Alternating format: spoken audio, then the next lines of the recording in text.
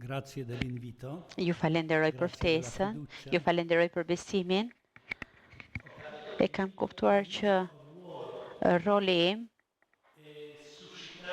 është që të nxis një reflektim mbi dëgjesën rregulltare.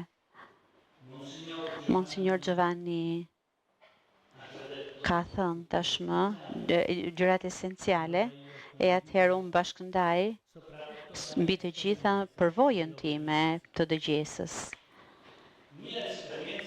Përvoja ime personale e dëgjesës në shoqërinë e jezuitëve, kur studioja filozofi në Krakovia, gjatë studimeve, punoja me toksikodipendentët, dhe kam themeluar një bashkësi të vogël, terapin, domethënë për ta, dhe një ditë, pas 2 vitesh, e prori, rektori më thirri, duke më thënë, duhet të lësh gjithçka që bën këtu me persona pra që kanë varësi nga droga dhe duhet të shkruash temën në fund të studimeve të filozofisë dhe javën e ardhshme duhet të lësh gjithçka.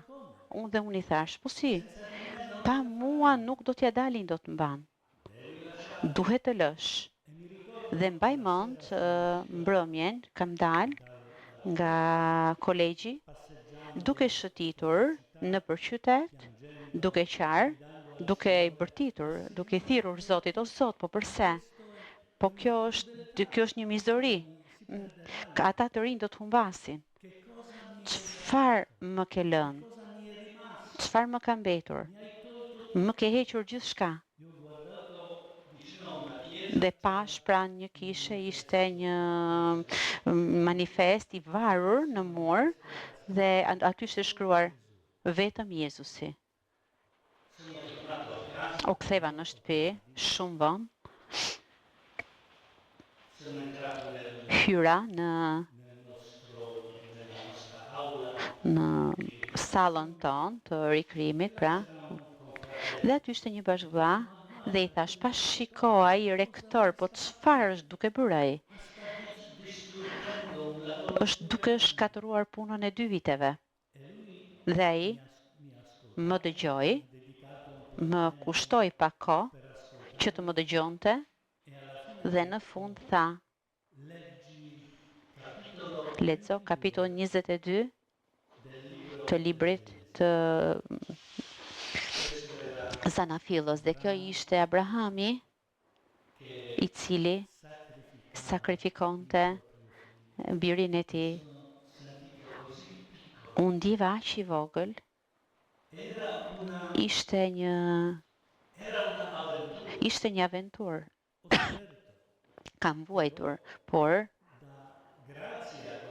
fal asaj vuajtjeje, jam më rritur, jam aty dhe besoj se pasi mbarova filozofin, atë mision që mora nga e prori ishte pikërisht diçka që më jepte akoma më shumë entuziazëm. Më dërguan në jug të Italisë për të punuar me toksikodipendentët, praktikisht për të mësuar se si duhet ta bëja mirë. Dhe pastaj, pas 2 vitesh, kur u transferova në Rom, fillova të përgatisja një punë me të dërguarit në Poloni. Kam krijuar shumë kontakte, fillova të mblidhja parat për të themeluar bashkësi të ndryshme në Poloni. Gjatë 8 viteve kam punuar mbi këtë, gjatë studimeve të mia të teologjisë, dhe pas 8 vitesh, provinciali im, i cili erdhi në Rom, më thirri dhe më tha, tani duam që të hapim një shkollë në Poloni dhe kemi nevojë për një drejtor. Atëherë do shkosh në Shtetet e Bashkuara të Amerikës të mësosh se si të bësh drejtorin. Dhe unë i thash, po si? Isha përgatitur për një punë tërësisht ndryshe. Dhe një përvojë tjetër e dëgjesës. Dhe pastaj kam punuar në fushën e edukimit për 22 vite. Kam gjetur në edukimin diçka me të vërtet motivuese. Diçka që më ka më dhënë motivimin që të vazhdoja, që të isha jezuit. Dhe më pas 22 vitesh, provinciali më thërret, kam nevoj për ndihmën tënde në kurja. Do të bashkëpunëtor im. Po do të lëj sërish gjithçka, të gjithë punën e bukur gjithë punën si mësues dhe për 6 vite kam punuar isha një person që ndihmonte provincialin, pra një bashkëpunëtor në drejtimin e provincës, që është shumë e gjerë, sepse nuk është vetëm një pjesë e Polonisë, por është dhe Danimarka dhe të gjitha vendet e ish-bashkimit sovjetik me përjashtim të vendeve baltike dhe Ukraina. Atëherë kishte shumë punë për të bërë, por ishte një punë tërësisht ndryshe. Dhe para një viti u ktheva të punoja në formim në përkurse. Kjo ishte një aventurë e cila më ka bërë të rritem, të piqem shumë. Kishte pak vuajtje, por ishte edhe është një histori që më ka bërë të zbuloj talentet të tjera që kisha dhe që nuk dija ti kisha. Mbi këtë slide kemi pikën e parë, pra disponueshmëri, lëvizshmëri, fleksibilitet. Dhe besoj që kjo është shumë e rëndësishme që ne, duke formuar të rinjt, di përgatisim që të duan lëvizshmërinë, të jenë të mahnitur nga fleksibiliteti, nga disponibiliteti. Është diçka që ndihmon shumë kur dikush dashurohet dhe që të jetë gati për të nisur në çdo moment. Dhe pika e dytë është të ndihmojmë një vartës që të zbulojë thirrjen e tij personale dhe ti caktosh një mision të cilit mund t'ja kuptoj vlerën dhe ku mund të jetë i aftë për ta zhvilluar atë, për cilën të jetë i aftë. Kur po punoja me provincialin, kishim shumë raste të jezuitëve të cilët nuk funksiononin mirë. Ishte njëri të cilin e njiha prej shumë vitesh, që punonte shumë keq. Dhe puna më nuk ecte as pak. E kemi zhvendosur në një bashkësi tjetër. E transferuam, dham një punë tjetër dhe u bë një punonjës, pra një jezuit i shkëlqyer. Dhe më kujtohet një herë, një sipërmarrës më ka thënë kur isha drejtues i shkollës, një sipërmarrës më tha që ai është i aftë të gjej një vend të duhur, pra ju jeni i aftë të gjeni vendin e duhur për çdo person. Në të vërtetë përpiqesha të eftova atë për disa takime, biseda, për që të mësoja se si ta bëja dhe unë këtë gjë. Dhe me të vërtetë në disa raste kjo gjë funksiononte. Një person i cili ishte i mërzitur, pra hidhëruar, që nuk shkonin gjërat mirë, pas një takimi, pasi e dëgjoja atë person dhe pasi e kisha dërguar në një vend tjetër, ai lulëzonte, bëhej një person tjetër. Dhe besoj se kjo me të vërtet ishte diçka që ne mund të provojmë, të gjejmë vendin e duhur për çdo person.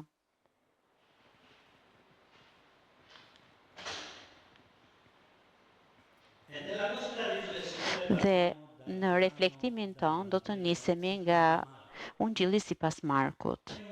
Është një pjesë e cila do të na shoqërojë të reflektojmë mbi një qëllim të trifisht, pra, për të qenë një person i dëgjueshëm. Jezusi u ngjit pastaj në mal, thirrri ata që deshi vet,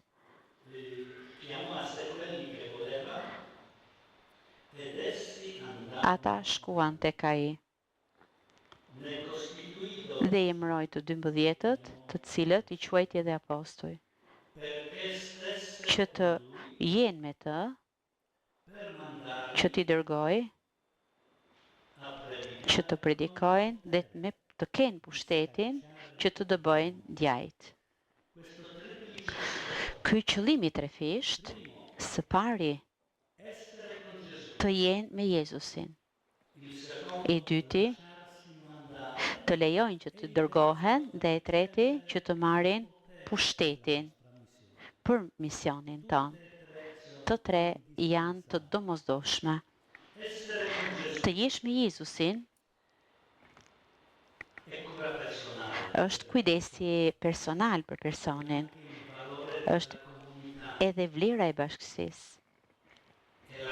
Dhe të lejosh që të dërgojnë është një kërkesë që bëjmë her pas here.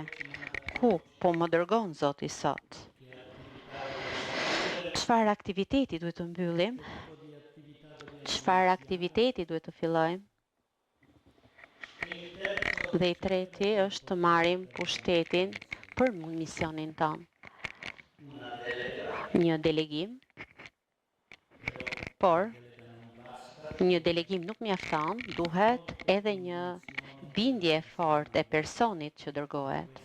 Që kjo ka me të vërtet kuptim, ka një domethënie. Dhe shkurtimisht shohim tensionet të cilat shoqërojnë këto tre qëllime.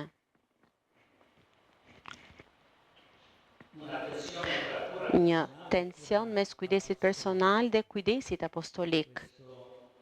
Dhe kjo e thirrur, e quajtur ndryshe edhe që të jemi para se sa të bëjmë diçka. Bashkëvëllezërit tanë, bashkëmotrat tona duhet të ndjejnë një zë të eprorit që kujdeset për ne.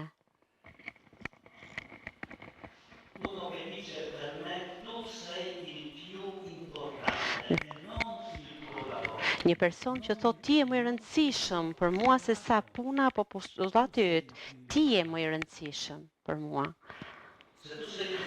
Nëse ti je i shtëruar, i lodhur, i munduar, apostolati yt nuk do të shkojë mirë. Më mirë ta mbyllësh për të të shpëtuar. Kujdesi personal, që gjithmonë në përvendimet e prorëve është në një tension të madh me kujdesin apostolik, sepse vepra apostolike që kemi hapur është kaq e rëndësishme, por nëse ti rrezikon të humbasësh një person, mbylle. Dhe tensioni i dytë mes bashkësisë si mision dhe apostolatit si mision. E harrojmë që bashkësia rregulltare në vetvete është një mision. Më kujtoa një histori në një vend në Poloni ku të gjithë ishin katolik, ishte njëri ateist, i cili nuk shkonte asnjëherë në kishë, nuk i interesohej për Zotin.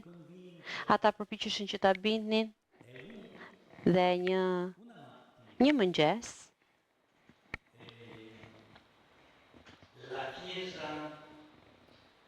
kisha u dogj, pra mori zjarr, ra zjarr në kish, ishte një shkatrim i madh, njerëzit praponin që të ndihmonin, që të shpëtonin kishën. Kurse edhe ai atisti po ashtu vajti atje dhe një mik i tij tha, po ti shkon në kish, ti po vrapon për në kish, Dhe ai tha po, sepse për herë të parë po e shoh kishën në zjarr. Dhe kjo ide e bashkësisë që është mision, që njerëzit duan të marrin pjesë, duan të jenë pjesë e asaj çka jemi ne. Dhe shumë herë kjo gjë na mungon. Duhet të promovojmë që të humbasim kohën për bashkësinë. Ndonjëherë na duket sikur un kam shumë punë për të bërë, nuk kam kohë për bashkëvëllezërit.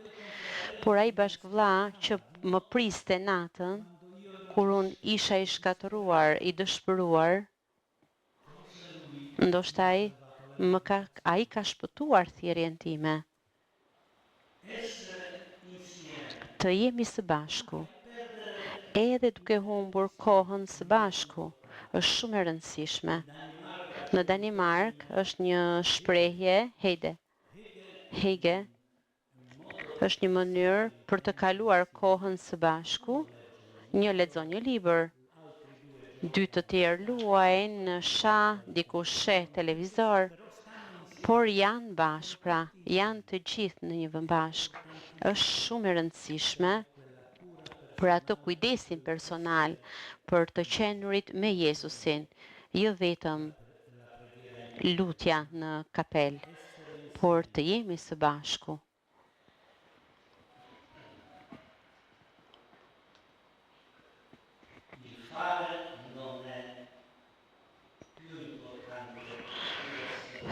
Të vepruarit nuk është më rëndësishme se sa të qenurit bashkë.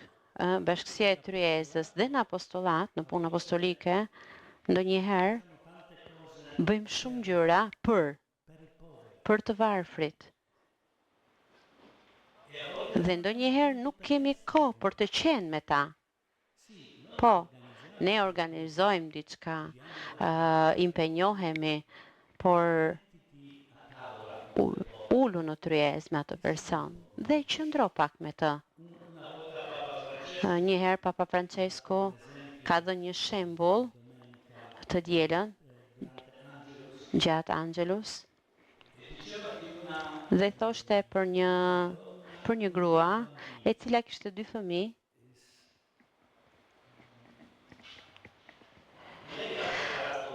Ajo përgatiti drekën, ishin në tryezë, me ajo 2 fëmijë dhe dikush troket tek dera.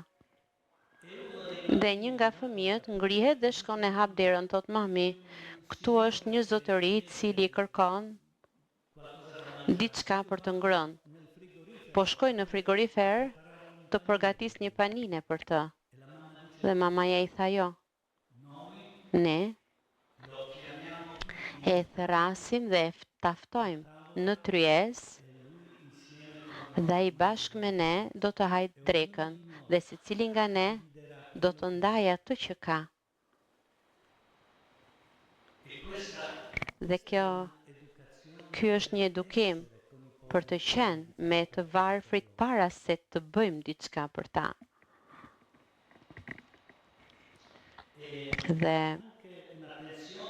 Dhe një tension mes lirisë dhe kontrollit. Është gjithmonë e vështirë që të gjejmë masën e duhur, por një zgjidhje më e mirë që unë kam jetuar është që të formojmë të rinjt për një vetë kontroll.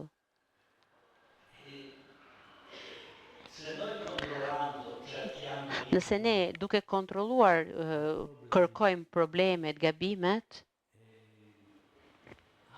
atëherë është një kërkim dhe kuptohet që kush kërkon gabimet, problemet i gjen dhe do t'i gjej kudo. Të ndryshojmë pak mendësinë e të kërkuarit. Çfarë gjë të mirë po bën ai rregulltar ose ai rregulltar dhe të përforcojmë atë, sepse gabimet do të jenë gjithmonë, do të ketë probleme të cilat kurrë ne nuk do t'i zgjidhim.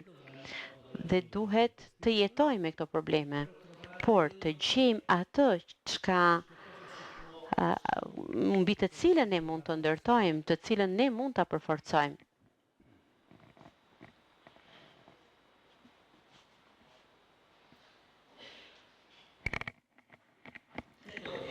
Le të kthehemi pak te këto tre qëllime, pra të qenurit me Jezusin, pra qëllimi të ri me Jezusin, të jemi të qëllimi i parë i të 12-ve, një kujdes personal, se si të motivojmë dhe të zhvillojmë personat. Si të arrijmë në një klimë bashkësore ku nuk ka tensione të forta të cilat nuk na ndihmojnë të jetojmë së bashku. Bashkësia si një vlerë, si një mision, jam prekur thellësisht nga historia e motrave të Vlorës, 10 motrat e Vlorës, që gjatë regjimit të Enver Hoxhës, gjithmonë kanë ndenjur së bashku. Dëshmia që kanë dhënë njerëzve, aroma e shenjtërisë që kanë lënë, diçka e pabesueshme. Kur kam ardhur në Vlorë me atë të gjithë më përshëndesin sepse thoshin ata bëjmë pjesë në të njëjtën organizat. Kur flas për lutjen aty shpesh i jap këtë si një shembull se çfarë do të thotë të shenjtërosh emrin e Zotit. Atë emër të Zotit atje është i shenjtë edhe mes muslimanëve, sepse ajo bashkësi ishte një mision i vërtet.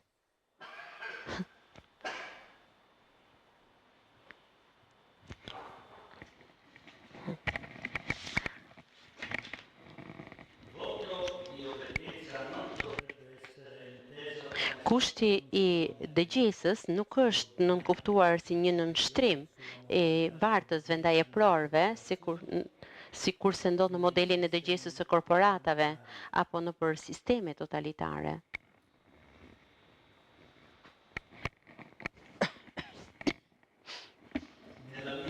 Në jetën time rregulltare, ka qenë gjithmonë shumë e rëndësishme që eprorët së pari të më dëgjojnë, të dëgjojnë pasionet e mia, dëshirat e mia dhe përpiqet të gjej një vendin e duhur, edhe pse do të ishte një nismë e re, edhe pse po të ishte një rrezik. Kur eprori rrezikon, sepse do që dikush të realizojë thirrjen e tij personale, është një përvojë shumë e bukur. Në këtë tension mes një kujdesi personal dhe një kujdesi për bashkësinë dhe për mision apostolik, ky tension është gjithmonë i pranishëm kur ati general është duke zgjedhur një provincial për provincën dhe shpesh kërkon, pra pyet, për cilin provincial keni nevojë tani në këtë moment? Një që do të jetë më i përshtatshëm të kujdeset, të kuroj personat, apo një që është më i përshtatshëm që të jap një shtysë apostolike, një nxitje apostolike, sepse personat janë të ndryshëm. Atëherë ndonjëherë duhet është momenti për të dhënë një shtysë apostolike, në momente të tjera dikush që kujdeset për personat që janë më të rëndësishëm se sa veprat apostolike. Dhe qëllimi i dytë për 12 apostujt ishte që të lejojnë që të dërgohen. Edhe këtu duhet edhe të dimë çfarë vizioni, çfarë këndvështrimi për kishën e kemi. dhe cilat sfida në botë jemi duke parë sot. Pra cilat janë sfidat e botës sot. Unë nuk jam ekspert i Shqipërisë, edhe pse e dua Shqipërinë prej shumë kohësh. Them shkurtimisht çfarë sfidash ne jezuitët kemi zbuluar, kemi përvizuar, kemi përcaktuar vitin e kaluar. Një rritje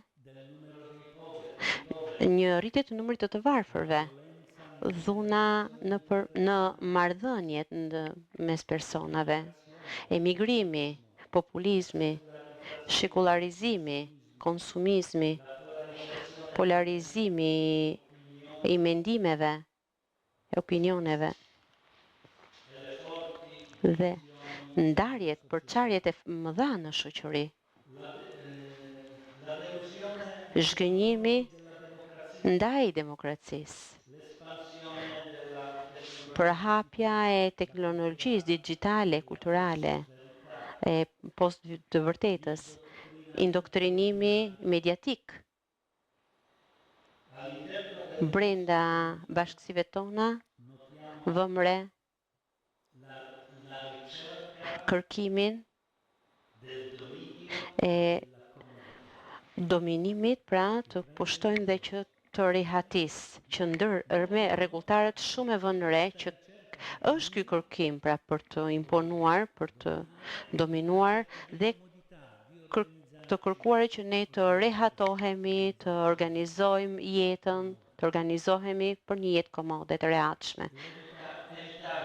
Shmangja e dialogut, arroganca ndaj atij që mendon ndryshe, por në këtë shqyrtim shumë prej nesh vlerësojnë ndryshueshmërinë, pra shumëllojshmërinë kulturale në një botë të globalizuar, shohim hapësirë për dialogun, edhe pse humbasim shumë raste që t'i hapemi botës, sepse jemi pak, nuk kemi forcën, nuk kemi kohën, përgatitjen e përshtatshme të duhur, pra ndihemi të mbingarkuar me një punë nga puna që bëjmë në një trysnie të aktivizmit. Çdo bashkësi, çdo vend duhet të shohë këto sfida, të cilat dalin në pa, por kemi këtë tendencë, pra, që të shohim, jemi të prirur që të shohim ato çka që ndodh në botë, sikur të ishte një kërcënim e botës. Nëse ne përpiqemi që të ndryshojmë këtë gjuhë, nëse do të zëvendësojmë gjuhën e kërcënimeve me gjuhën e mundësive,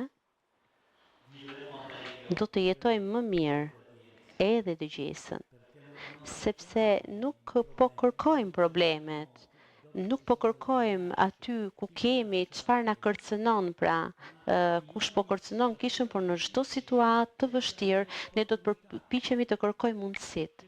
Çfarë mund të bëjmë diçka të re? Si të vendosim, pra të theksim, si të thellojmë pra aktivitetet tona, dhe këtu janë dy fjalë të cilat shpresoj që të mund të ndahen, të dallohen nga italisht dhe në shqip, përparësitë dhe parapëlqimet.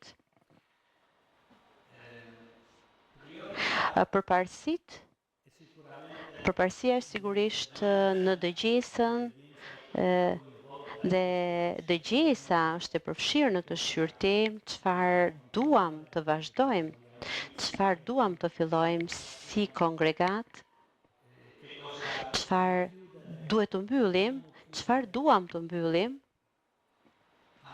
Ndonjëherë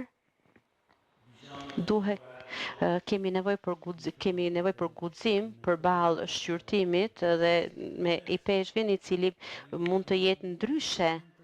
Mund të kemi pikpamje të ndryshme. Atëherë, si mund ta bëjmë që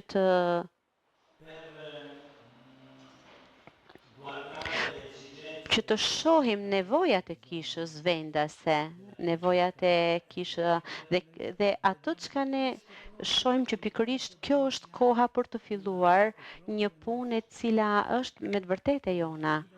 Si ta jetojmë këtë konflikt? Si të mund të flasim për këtë? Besoj se është shumë e rëndësishme, por përparësitë nëse nuk i vendosim në mënyrë të qartë, pra nuk i përcaktojmë cilat janë prioritete për përparësitë tona dhe nuk i komunikojmë antarëve të kongregatës, apo nuk përpiqemi të kërkojmë së bashku. Kam jetuar shpesh herë situata kur kemi thënë këto dy gjëra janë përparësitë. Të gjithë ishim dakord, është diçka e madhe tani do të bëjmë me të vërtet një punë vërtet të madhe. Dhe provinciali kthehet nga dioqezat pasi ka folur me i peshqin dhe thot: "Jo, nuk mundemi, nuk bëhet. Kthehemi mbrapsht." Dhe besoj se është një temë shumë e rëndësishme që duhet të diskutohet, pra prioritetet në kongregatën tonë dhe të shohim prioritetet në kishën vendase, se si ti vendosim bashk këtë, që të funksionojnë së bashku. Dhe pastaj parapëlqimet. Ne i quajmë parapëlqime.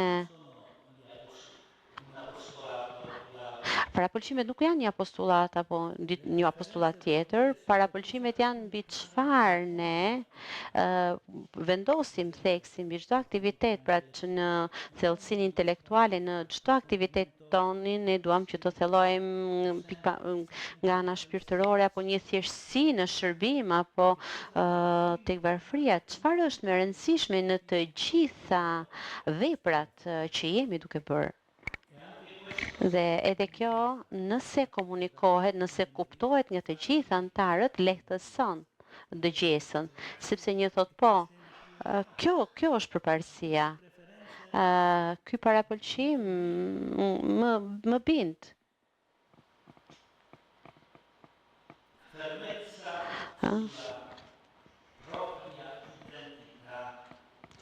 Pra të jemi të patundshëm në bindjet tona, por dhe fleksibiliteti dhe lëvizshmëria në kishë, duke parë nevojat e kishës vendase, është një tension që gjithmonë do ta jetojmë.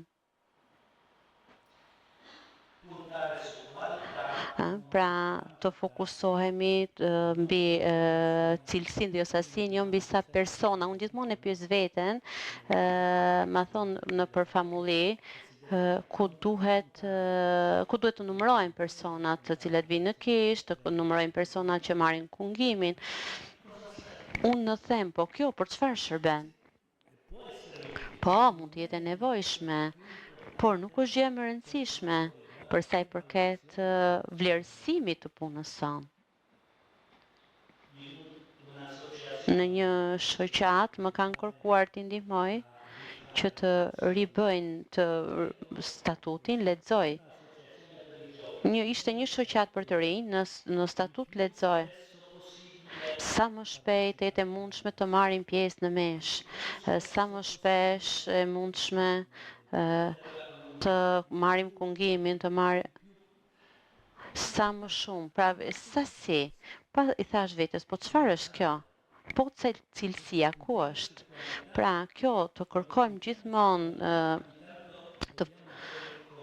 të japim përparësi cilësisë, duhet kemi dhe kurajin që themi që jemi pak.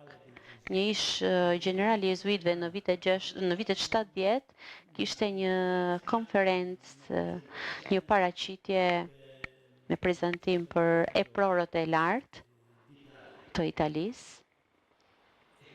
Dhe tema ishte si të rritemi, si ti zhvillojmë kongregatat tona. Pra Rupek në pikën e parë, pikës së parë i tha që ne duhet të zvogëlohemi, të reduktojmë numrin. Dhe të gjithë u habitën, po si? Askush nuk e kuptoi. Duhet të zvoglohemi, që të bëhemi, që të jemi më të thellë, më të përkushtuar.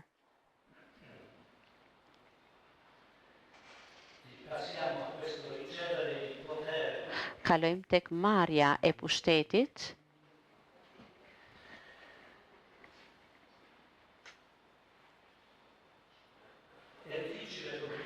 Është e vështirë të bindim bashkëvëllezërit, bashkëmotrat tona që provinciali apo e prori lufton jo me personat, por për personat.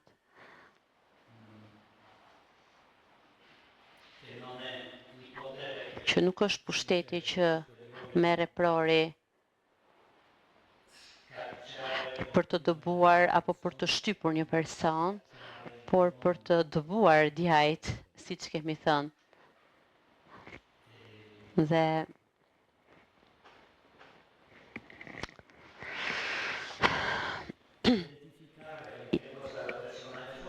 të identifikojmë, pra të shohim në çfarë është personi është i fortë, që ne ta përforcojmë ato çka është e fortë tek ai person, në çfarë është i dobët që ne të mund ta mbrojmë personin.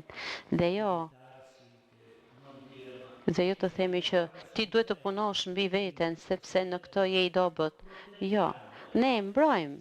Dobësit janë dhe do t'jenë. Si të mund ta mbrojmë personat e bashkësisë sonë në dobësitë e tyre. Dhe si të përforcojmë në atë që është e fortë në ta. Dhe për të përjetuar, për të bërë përvojën pra të këtij pushteti, të këtij suksesi të bashkësisë në vepra, duhet her pas here të pyesim veten ku mund të presim rezultate më të mira, sepse edhe nëse një vepër zgjat 100 vite, por është një vepër tjetër e re, e cila zgjat për 2 vitesh, por ajo vepër e re duket sikur mund të presim rezultate akoma më të mira.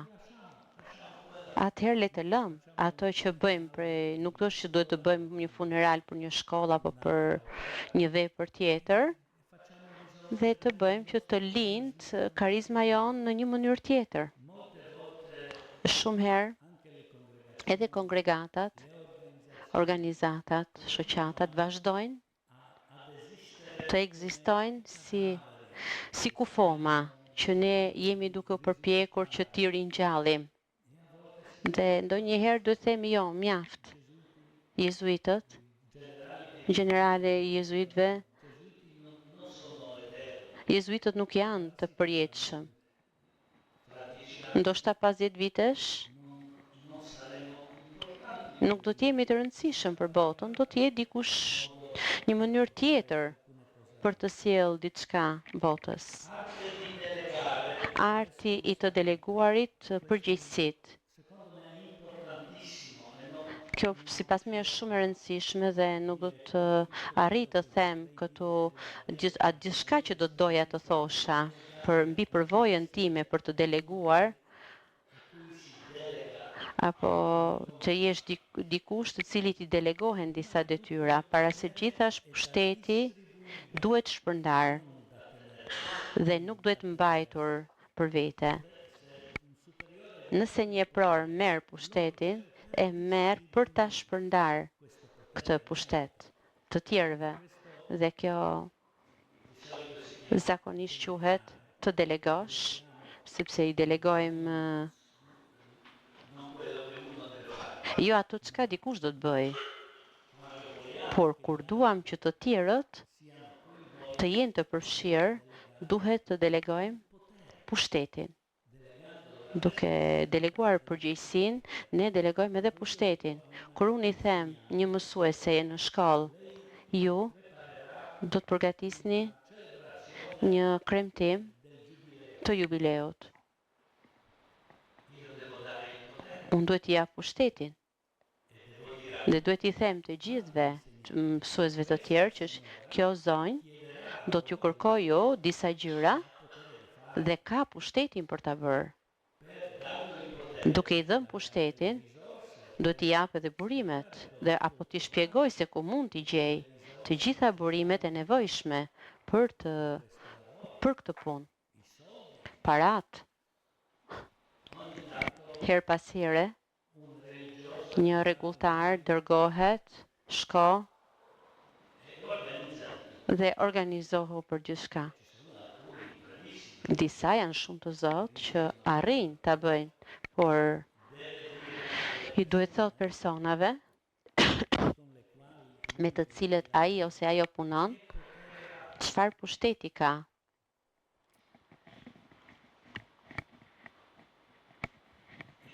Dhe kur shpeshherë jemi të stresuar se duke deleguar gjërat nuk bëm pikërisht atë gjë, ne ndryshe pra nga pritshmëritë tona, ka një rregull në administrimin që thot nëse do ta bërë sipas mendjes sate, bëje vetë. Nëse bën dikush tjetër, do ta bëj ndryshe. Dhe ndonjëherë na mungon kjo liri në fushën e dëgjesës. Po, unë po të delegoj këtë, por jam i bindur që nuk do t'jetë kështu si e mendoj unë. Do t'jetë sipas mënyrës sate.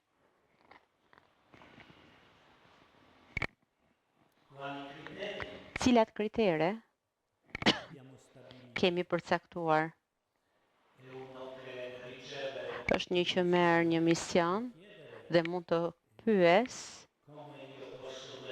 si mund ta verifikoj që puna ime është bërë mirë. Duhet të kem disa kritere për të ditur nëse kam përmbushur detyrën 100%, 80%, si tamas pa kritere, dikush stresohet sepse nuk di nëse ka bërë mirë apo e ka bërë keq. Kur vjen e prorja, apo e prorja e thot ke bërë një punë të mirë, atëherë e dim që kam bërë një punë të mirë, por në çpik, në çmas, në çfarë mund të përmirësohemi.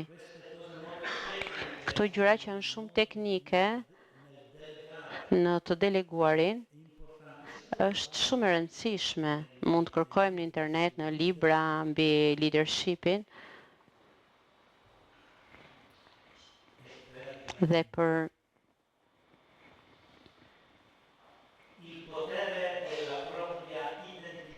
pushteti i identitetit personal, kjo pikë e fundit, pushteti i identitetit personal dhe solidariteti mes kongregatave dhe veprave apostolike. Identiteti i kongregatës mund të ketë një pushtet shumë të madh dhe besoj se me të drejtë kthehemi jo vetëm te formimi, por edhe në këtë, pra në formimin e vazhdueshëm, i kthehemi tek kushtetuta, tek rregulloria, tek dëshirat e themeluesit, për të përforcuar këtë identitet që sot të rinjt janë në krizën e identitetit dhe kërkojnë bashkësitë, grupet me një identitet shumë të fortë. Për këtë shkojnë në për organizata apo shoqata në vendet tona të lindjes, ne këtë e shohim në këto organizatat së djathtës ekstreme, pra nazizmi, fashizmi, në këto grupet antisemitike, sepse janë të forta dhe sepse bëjnë diçka që arrin deri në gjak.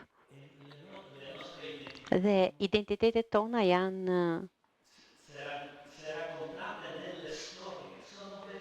identitetet tona të treguara, nëse ju tregoni historinë, janë shumë të bukura. Dhe një gjë që edhe më ka habitur në institucionet, jo vetëm në kongregatat rregulltare, por edhe në institucionet edhe jo të lidhura me kishën, të gjithë kanë një deklarat të misionit, e kanë misionin të përcaktuar. Edhe firmat, ky është misioni ynë dhe punojnë me këtë mision. Këto janë vlerat e misionit tonë. Këta jemi ne. Jemi ndryshe nga të tjerët. Propozojmë që të ndryshojmë botën, pra i vëmë vetes qëllim që të ndryshojmë botën. Dhe kanë marrë pak ide, pra nga kushtetutat tona, kanë parë që kongregatat besojnë në diçka. Atëherë, ato firma dhe organizatat të tjera, sot i referohen një deklarimi pra të misionit dhe të vlerave. Shkollat, edhe shkollat, po ashtu shkollat katolike kanë një mision, një gjysmëfaqe, kush jemi, si jemi ndryshe nga të tjerët, cili është ADN-ja jonë, aspiratat tona, vlerat më të rëndësishme, parapëlqimet. Gjithçka është shumë e bukur, por nëse ne pyesim të gjithë atyre që punojnë në ato shkollë, po ti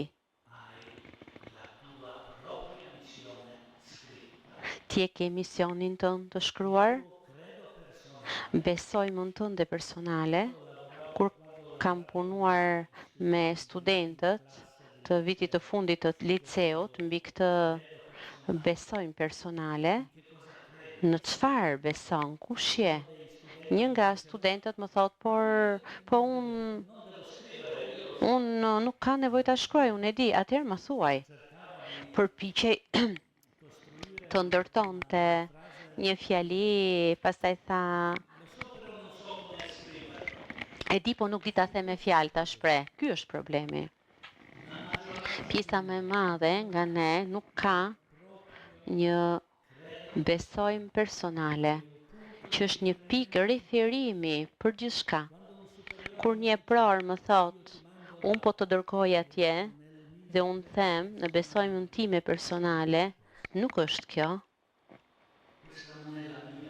Kjo nuk është thirrja ime. Besoj se një ide që ta jetoj më mirë dëgjesën nga ana e prorit dhe nga ana e vartësit është që të punojmë mbi mënyrën se si të përputhen këto dy gjëra. Misioni kongregatës, ajo që ne duhet të bëjmë, dhe misioni personal i personit. E shkruar. Më duket sikur e di, po pastaj nuk di se si ta them. Është më e lehtë për një provinciale, po një pror i bashkësisë, nëse i njeh këto dëshira të thella të çdo personi për misionin e tij. Nuk di se si ta bashkëndaj, por nëse duam të vazhdojmë të punojmë, se si të përmirësojmë përvojën tonë të dëgjesës, unë do të punoja mbi këtë. Mbi pra se si të përputhen dhe si të shohim që besoj të shohim si misioni ynë që tani jemi duke zhvilluar si përputhet me misionin personal të këtij personi që ne duam të dërgojmë pra për këtë. Kjo nuk do të thotë që besojma ime personale nuk do të ndryshoj. Her pas here, sepse ndryshojmë, që të gjithë ndryshojmë, her pas here duhet të bëjmë ndonjë ndryshim. Por gjithmonë do të mbetet një besojmë personale, pika e referimit edhe për një epror. Kur unë filloj dhe reflektoj mbi vendimet që janë marrë në muajin e fundit, unë shoh, besoj mend time personale, të gjitha vendimet që kam marrë janë kundër vlerave që janë të shprehur në ato që unë besoj. Atëherë do të thotë që diçka nuk shkon. Ose besojma nuk shkon, pra ka diçka që nuk shkon, apo vendimet e mia po shkojnë në një drejtim tjetër.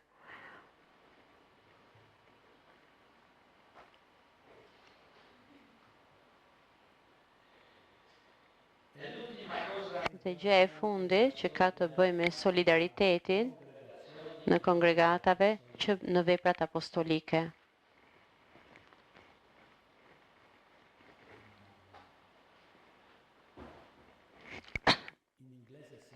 Në anglisht quhet kjo një puzzle, po.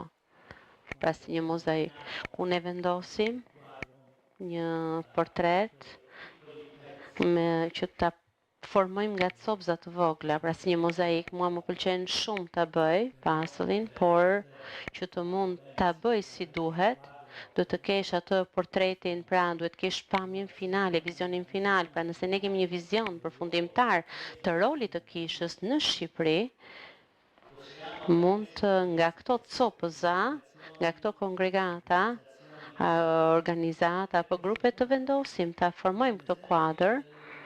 Është një shembull nga shekulli 16 në Shqipëri, jezuitët bashkëpunonin me frejtërit minor, një bashkëpunim i madh. Nëse shikoni në histori, shihni se si funksiononin shumë mirë. Sot, një kongregat mbi të gjitha në situatat e krizës, në të shkatërimeve për të fatkeqësive në nivel njerëzor, pra në këto raste bashkëpunimi është më i fortë, prandaj kur ka një shkatërim, pra e falenderojmë Zotin, një fatkeqësi sepse na mëson se si ne mund të jemi solidal në punë. Një shpërndan ushqimin, diku shpërndan motrat misionare, kujdesen për të sëmurët, të tjerë japin një mbështetje logjistike. Shpresojmë që Zoti të na kursej e të mos na jap tepër kriza humanitare dhe përpiqemi ta bëjmë edhe kur jemi mjaft mirë. Kjo është pak a shumë përvoja ime. Nuk është një prezantim shkencor, nuk është marrë nga librat, por nga përvoja që unë kam jetuar, dhe për mua dëgjesa, pra kushti i dëgjesës është një aventurë shumë e bukur. Edhe pse vuan, edhe nuk shihen ndonjë kuptimi, shihen rezultatet. Kjo na ndihmon që të piqemi dhe ju uroj të keni eprorët që të dinë edhe se si të festojnë sukseset me të gjithë të tjerët. Kjo është e rëndësishme. Si e komunikojnë, jo vetëm duke na takuar një herë në vit me një, por vazhdimisht, duke komunikuar atë që ka në mendje eprori, atë që edhe konsultimi për asamblesh duke zbuluar, dhe në këtë komunikim, kur ndërmarrim një rrezik duke mbyllur një vepër të rëndësishme dhe duke hapur një të pasigurt, edhe kur arrim të kuptojmë që kemi bërë një hap të mirë fillestar le të organizohemi të festojmë. Dhe me kujdesin personal duke u kthyer në fillim të prezantimit tim, mendoj që kjo është kriza më e madhe në jetën rregulltare, që është mungesa e kujdesit personal dhe mungesa e tryezës bashkësiore, që të mos e nënkuptoj thjesht një drek së bashku, por e nënkuptoj se si të shpenzoj, të humbas kohën njëri për tjetrin.